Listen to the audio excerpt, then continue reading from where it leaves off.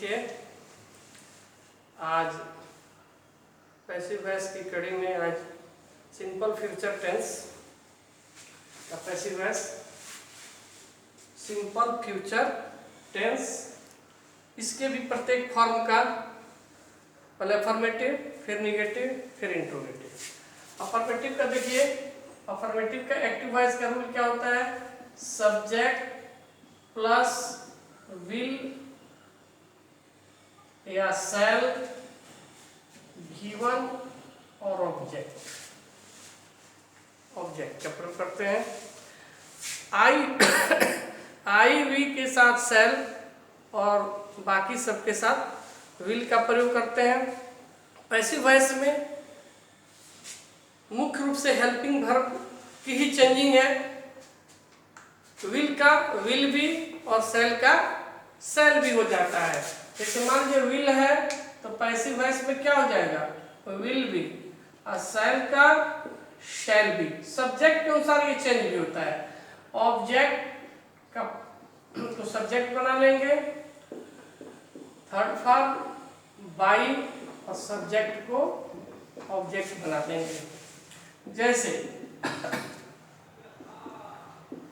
he will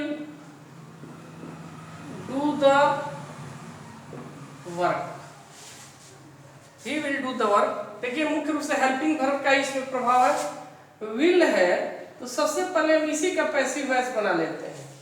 will का क्या हो गया? विल भी हो गया। और बाकी सब रूल वही है कि पहले ऑब्जेक्ट को सब्जेक्ट बना दें। The work will be done by, he का ऑब्जेक्ट हिम हो जाता है। एक और देखिए, I shall teach you Hindi. Shall है तो शैल भी होगा, लेकिन अब देखिए इसके अनुसार होगा। ऑब्जेक्ट को पहले लाएंगे और इसके अनुसार यहां विल लगेगा तो हम चेंज कर लेंगे शैल को विल में। Hindi will be taught you by me. ये रहा अफर्मेटिव सेंटेंस। इसके बाद से देखिए इसका निगेटिव।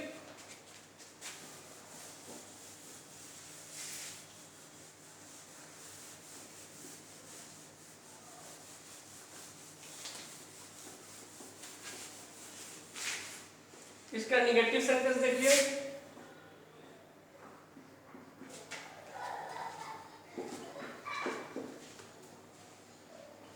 Negative sentence. इसका एक्टिव वॉइस का रूल क्या है कि विल और शैल के बाद नॉट का प्रयोग हो जाता है।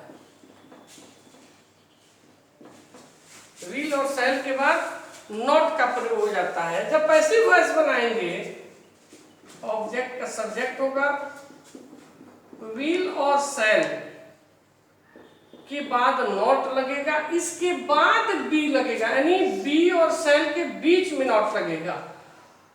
फिर मुख्य क्रिया का थर्ड फॉर्म बाई और सब्जेक्ट का ऑब्जेक्ट हो जाता है। जैसे he will not solve the sum. देखिए विल नॉट निगेटिव हो गया तो इसका हो जाएगा passive voice will not be. ये दोनों के बीच में बी लगेगा। और some rules, the sum will not be solved by him. She will not help me. अब देखिए सी के साथ विल लगा है, लेकिन जब ऑब्जेक्ट को हम सब्जेक्ट बनाएंगे तो नी का क्या हो जाएगा? आई। अब इसके अनुसार हम यहां शैल का प्रयोग कर लेंगे। I shall not be helped by her. आगे समझ में इतना? आई के साथ सेल का ही प्रयोग करते हैं। यदि हम विल का प्रयोग करते हैं तो थोड़ा अर्थ का प्रभाव पड़ता है, अर्थ बदल जाता है। इसलिए आप लोग हमेशा आई या वी के साथ सेल का ही प्रयोग करें, नहीं तो उसका अर्थ थोड़ा चेंज होता है जब हम आई के साथ विल लगाते हैं और यू के साथ सेल लगाते हैं। आगे देखा जाए, इसका तीसरा रूप है इंट्रोगेटिव।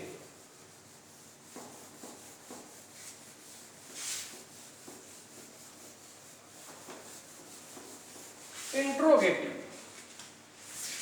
इसका थर्ड रूप देखिए, तीसरे प्रकार का सेंटेंस इंटेरोगेटिव या क्वेश्चन। इंट्रोगेटिव सेंटेंस या क्वेश्चन। देखिए, इसमें हेल्पिंग वर्ब विल सेल का प्रयोग पहले हो जाता है।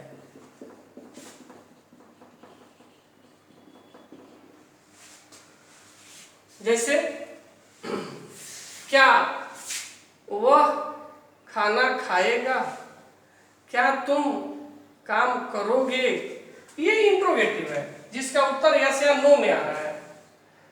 इसके पैसिव वॉइस में विल और सेल, इसके बाद हम ऑब्जेक्ट को सब्जेक्ट बनाएंगे, उसके बाद बी का प्रयोग करके। देखिए, बी का प्रयोग हमेशा इसके बाद, ऑब्जेक्ट के बाद किए हैं। फिर थर्ड फॉर्म बाई और सब्जेक्ट को ऑब्जेक्ट बना देते हैं। जैसे, will you do the work. Will, देखिए passive voice, will object the work है, will the work be done by you. देखिए, ऑब्जेक्ट को सब्जेक्ट बनाए, अब बी इसके बाद प्रयोग किए। एक और एक उदाहरण देखिए, विल दे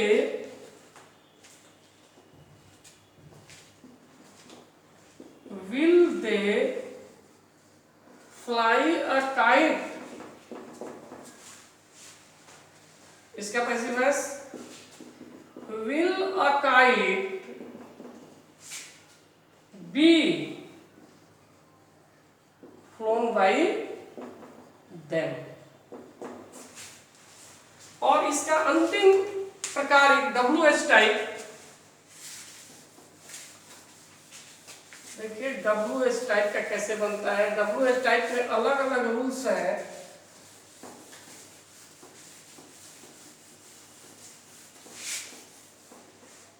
जैसे हु से हो, WH टाइप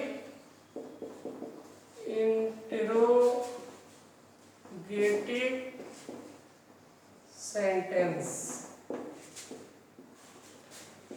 चौथा, इसमें मान लीजिए कोई प्रश्नवाचक शब्द पहले आ जाए, उसके बाद विल या सेल आया हो, और उसके बाद ऑब्जेक्ट आया हो, तो हु को हम किसमें बदलेंगे, बाई हुम में। इसके बाद विल या सेल, इसके बाद ऑब्जेक्ट को सब्जेक्ट बनाएंगे, फिर बी और उसके बाद थर्ड पार्ट। जैसे, हु विल हेल्प यू, आपकी मदद कौन करेगा। इसका पैसिव वॉइस देखिए, हु का क्या हो गया, बाय होम, विल, फिर ऑब्जेक्ट को सब्जेक्ट बनाएंगे, बी हेल्प्ड, WH टाइप हो गया। इसके बाद अन्य भी WH टाइप है। एक और आप देख लीजिए, What will you do there?